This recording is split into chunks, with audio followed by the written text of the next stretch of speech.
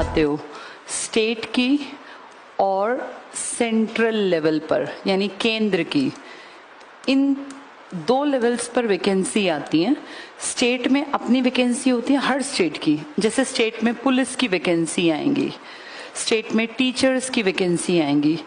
State का special board होगा जिसका काम होगा सारी वैकेंसीज को देखना और एग्जाम कंडक्ट करना। जैसे कि एग्जाम्पल है, हरियाणा में HSSC है, हरियाणा स्टाफ सिलेक्शन कमीशन। ऐसे ही सेम देश में भी होता है। देश में फोर्सेस की अलग अलग जॉब्स आती हैं, आर्मी, एयरफोर्स, नेवी, CPOs के थ्रू, सेंट्रल पुलिस ऑर्गेनाइजेशन जिसमें ये सारे दिल्ली पुलिस और ये ITBP, BSF, CRPF वगैरह। ऐसे ही देश में भी सेंट्रल लेवल पर भी टीचर्स की, जैसे KVS में वैकेंसी आ गई स्टेट से अलग, जिसके लिए CTET कंपलसरी होता है।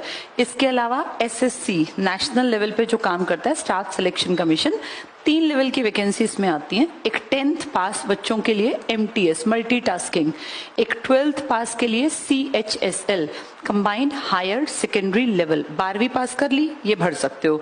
और एक आप जानते हो सबसे हायर लेवल होता है CGL कंबाइंड ग्रेजुएशन के बाद जो होता है कंबाइंड ग्रेजुएट लेवल। तो इसके थ्रू ये पेपर बहुत टफ होता है, paper tough in the sense competition ज्यादा है। CHSL 12वीं पास के लिए, MTS 10वीं पास के लिए। जो CGL भरता है वो सब बच्चे MTS भी भरते हैं, वो सब CHSL भी भरते हैं, क्योंकि सबसे बड़ी चीज है कि कहीं भी लग जाए एक बार गवर्नमेंट जॉब लग जाए, आगे बढ़ने का तो रास्ता एक बार बन जाए फिर बढ़ते जाओ। तो ये सब तुम्हारा टारगेट होना चाहिए। इनके अलावा रेलवेज है, बैंक्स है, इस तरह की वैकेंसी भी टाइम टू टाइम आती हैं। जहां तुम एलिजिबल हो सारे फॉर्म भरो, चाहे नगर निगम की वैकेंसी आए, किसी बिजली बोर्ड की आए, या ढेरों डिपार्टमेंट्स में ना, सिंचाई विभाग में कभी पटवारी, कभी कुछ निकलती रहती है वैकेंसी। प्रॉब्लम क्या होती है, एक नॉर्मल बच्चा जो घर बैठा है उसके पास इंफॉर्मेशन ही नहीं है कहाँ किस डिपार्टमेंट में वैकेंसी आ गई, तो वो बैठा रहता है, उसके बैठे बैठे फॉर्म्स निकल जाते हैं। फिर क्या होता है, 1 साल उम्र का बीत गया, जब वो ग्रेजुएशन कर लेता है कॉलेज के बाद, तब उसको लगता है अब मैं क्या करूं, क्योंकि फाइनली सब लोगों का टारगेट एक नॉर्मल परिवार में यही बनता है आगे जाके। कुछ लोग जो समझदार होते हैं वो 12th के बाद कोशिश करते हैं, अदरवाइज कुछ लोग पूरी ग्रेजुएशन करने के बाद उठते हैं कि भैया अब क्या करें, तो सोचते हैं चलो तैयारी कर ले।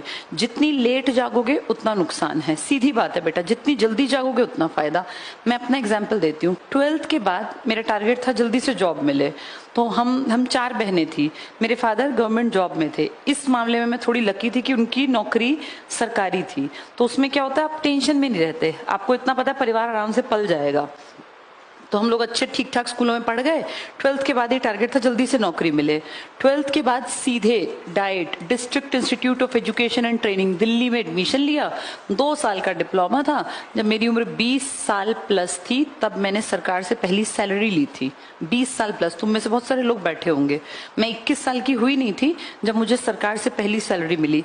मेरी सैलरी थी बेटा 5,000 रुपए, 2003 की बात कर रही हूँ, 20 साल पहले। तब गोल्ड का रेट था 4,500 रुपए तोला, आज गोल्ड का रेट 55-60 हजार रुपए तोले के आसपास है। उतनी सैलरी बढ़ गई। जिस पोस्ट पे मैं 5,000 लेती थी ना, आज गवर्नमेंट स्कूल में लगते ही दिल्ली में 50,000 रुपए मिलते हैं। तो जैसे जैसे महंगाई बढ़ी है वैसे वैसे तनख्वाहें बढ़ी हैं। अब जो मेरे साथ लगे थे, मैंने तो जॉब छोड़ दी 2015 में, लेकिन जो लोग लगे हुए हैं अब मेरे संगी साथी वो 1 लाख प्लस से ऊपर ले रहे हैं, किसी की 1.5, किसी की 1.7, क्योंकि ना बेटा हर साल सैलरी बढ़ती जाती है गवर्नमेंट जॉब में। आप जितने पे लगेंगे उतने पे रुकेंगे नहीं। कोई अगर आपका जानकार हो तो आप पूछ सकते हैं। इसमें ना हर जैसे जुलाई में, दिसंबर में इंक्रीमेंट लगता है, तो आपकी सैलरी बहुत जल्दी बढ़ती है। बस एक बार पैर जम जाएं उसके बाद फिर आगे बढ़ने के चांसेस बहुत ज्यादा है।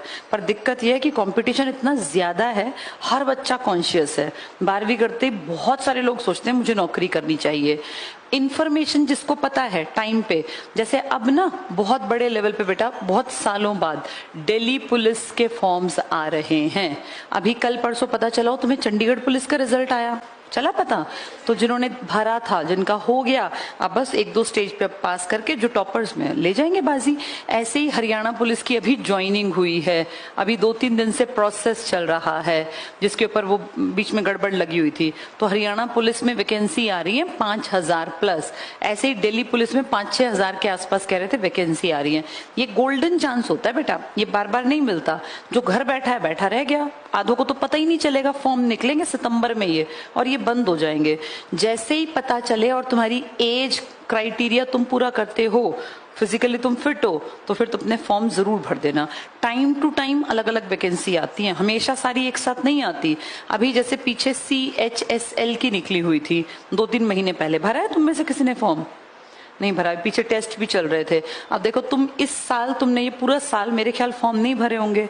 2023 का 8वां महीना आधा चला गया, आज 14 तारीख हो गई ना।